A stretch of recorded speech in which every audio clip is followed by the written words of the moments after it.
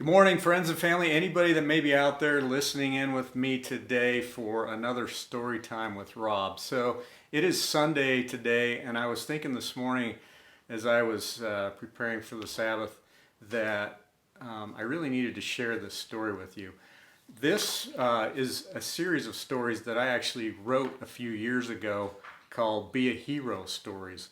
And I've been thinking about this one, and this one I think you're going to enjoy. And I may be sharing a few more of these with you as well in the next coming week or so. This one is part of a series, like I said, called Be a Hero. And this one is titled, He Was 70 and I Was 7. And this is a true story. I was the 7-year-old. Okay? So here we go. Maybe one of the greatest memories I have as a child growing up is going on hunting trips with my family. This particular hunting trip was a guys only hunting trip. All you guys know what I'm talking about. I felt pretty special considering I was the youngest invited to go at only 7 years old. I felt very old. My grandfather was also invited, and he had just turned 70 years old. He was still in pretty good shape, but definitely getting up there in age. And he was by far the oldest on this trip. I was not old enough to hunt, so I brought my bow and arrows with me, and as was determined to make a large contribution on this trip. I was actually not too bad considering it was only a 25-pound bow. Everyone got up at dark 30 in the morning and headed out on the big hunt. Everyone, however, but Grandpa and I. You see, I was much too young to hike with the adults, and Grandpa was much too old to hike too far. So, my grandfather and I sat in camp alone. We ate a nice breakfast, then he said to me, "What say we go for a little hike and see if we can bag a buck?" I grabbed my bow and he his rifle, and we left camp. We hiked through the woods near camp about a mile, and every 100 yards or so he would take out a small piece of colored tape and tie it to a tree. "What was that for?" I asked. He said, "In case we get lost, we can always find our way back to camp." We hiked for about an hour, and there in the small clearing stood 3 bucks. My heart was pounding. I nocked an arrow and remained deadly silent, like that was going to do much good. Grandpa pulled up his rifle, leaned it against a tree, took careful aim, and fired.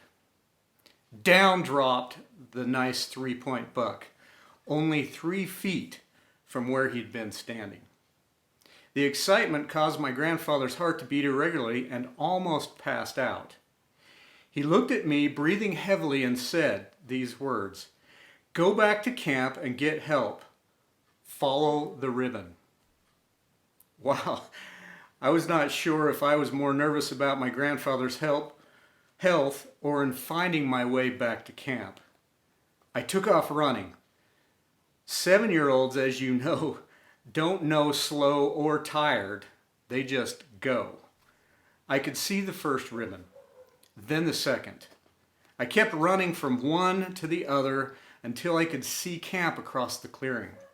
I ran with my bow as fast as I could, screaming, come fast, we need you, we need you." Most of camp was back for lunch, and they rallied everyone as I explained to them all that had happened. Retracing our steps and following the ribbons, we all made it back to my grandfather. After sitting for a while, my grandfather was feeling much better. We all helped dress out the buck and even used my bowstring, I remember this, to tie the feet to the branch that we used to haul the buck out.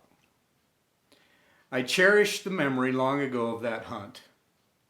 The oldest and the youngest were the only ones to bag a buck that year.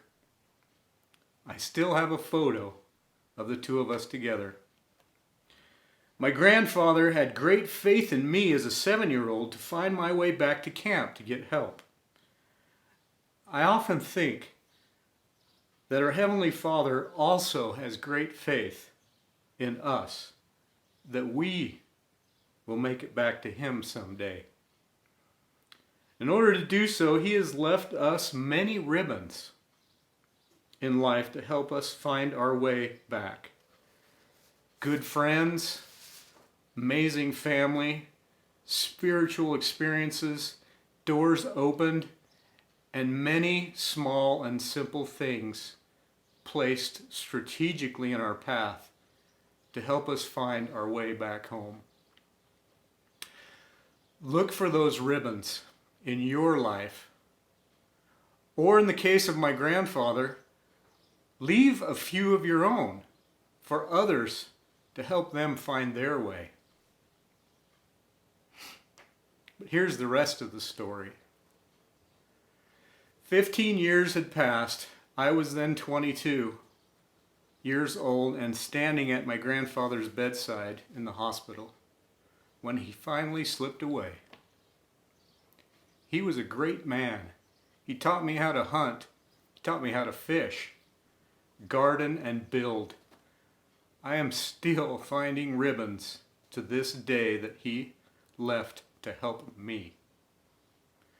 A week after he passed, I met my wife, the love of my life, at his home visiting my grandma with my cousin. It was love at first sight, and still is the greatest ribbon left.